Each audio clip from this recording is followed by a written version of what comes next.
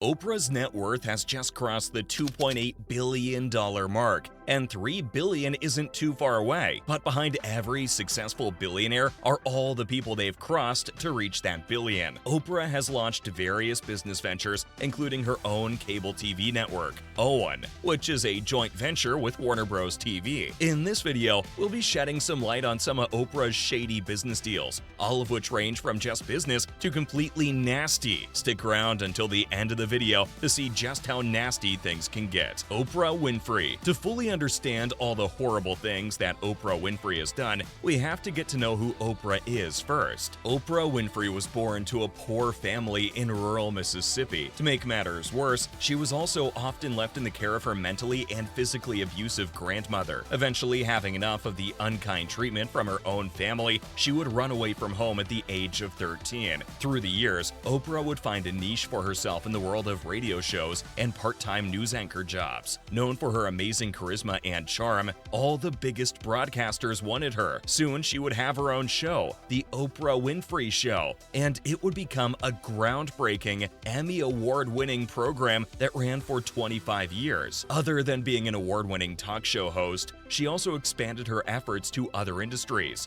But realistically, we all knew her as the famous talk show host that liked to give out B's and BMWs while delivering spicy and thought-provoking interviews. You get diarrhea, and you get diarrhea, and you get diarrhea. Everyone's getting diarrhea.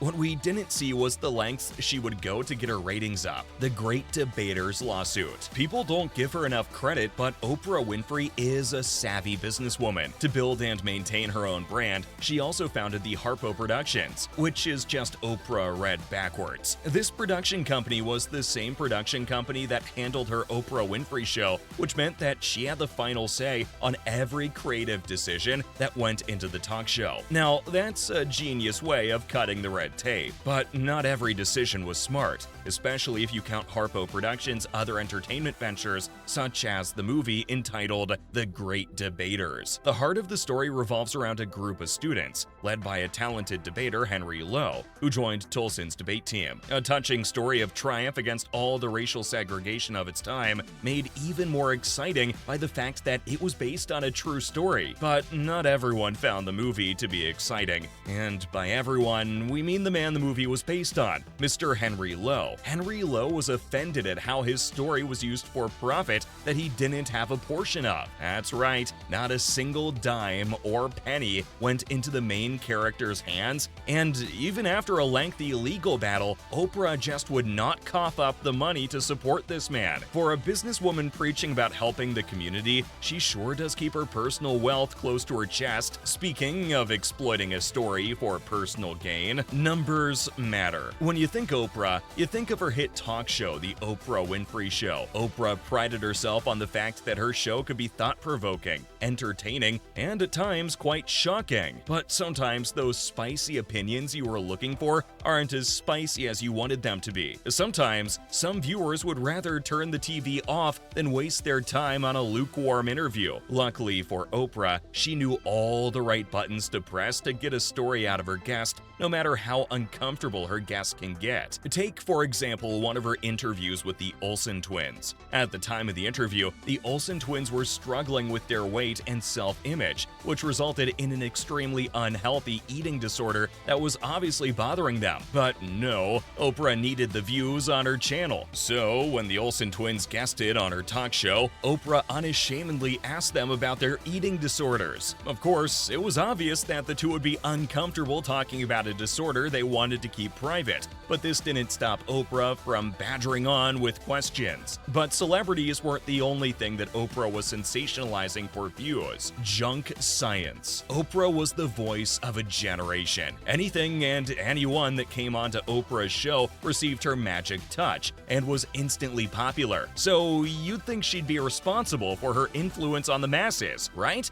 Wrong again, because sometimes the truth matters less than making money. Take, for example, that one time Oprah almost crashed the entire beef market by sensationalizing the claims of mad cow disease, even though it's way past its peak. Oprah even went as far as saying that she would never eat another hamburger again. So, of course, others would follow suit, which is the perfect way to convince someone to go on a meatless diet. Something like, I don't know, the Weight Watchers program that Oprah also heavily invested in. We see you, O. If I speak, I am in big trouble. But perhaps one of the biggest sensationalized junk science cases with Oprah is with the self-titled Doctor of America, Dr. Oz. Dr. Oz first gained widespread recognition through his appearances on the Oprah Winfrey Show in the early 2000s, later on becoming a regular guest on the show, discussing various health and medical topics. Dr. Oz delivered a wealth of nutritional information, endorsing products that would invigorate your body and would trim your waist in just a few weeks. And yes, it's as clickbaity as it sounds. As it turns out, Dr. Oz was peddling medical mumbo-jumbo to the masses. His medical claims were false, and Oprah repeatedly handed him the microphone and gave him the platform to speak. Why? Because miracle remedies get you views, and views obviously get Oprah her sweet, sweet cash. And what does she do with all that cash? Well, exploit indigenous land, of course. Hawaii. Ah, yes. The favorite pastime of billionaires, buying excessively large plots of land in remote areas. Mark Zuckerberg did it, Jeff Bezos did it, so of course Oprah had to do it too. In 2002,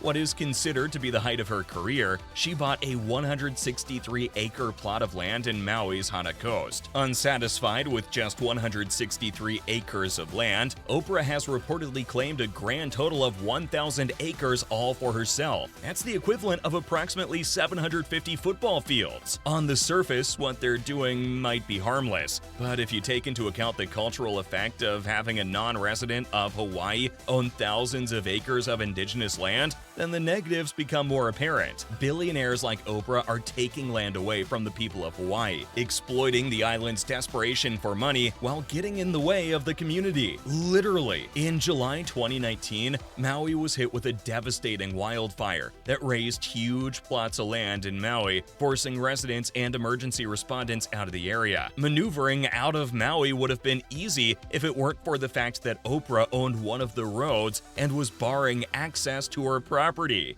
What are you doing in my swamp?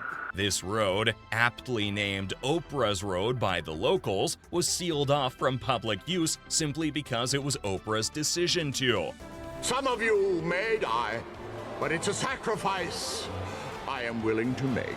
Thankfully, she would recant this decision during the wildfires, allowing travel through her road away from the fire. In an attempt to clean her name of this distasteful decision, she later decided to start a fund with Dwayne Johnson that focused on gathering funds from the public to support those who were hit with the 2023 Maui fire. That's right, the multi-billionaire was asking the public for money. Although she did make a considerable donation of $5 million, this is basically pocket change to her, and she definitely could have done better to support the community that she's preying on. So for all the times that Oprah Winfrey has advocated for the greater good, just remember that at the end of the day, she is still a businesswoman. And for businesswomen, profit will always be the bottom line.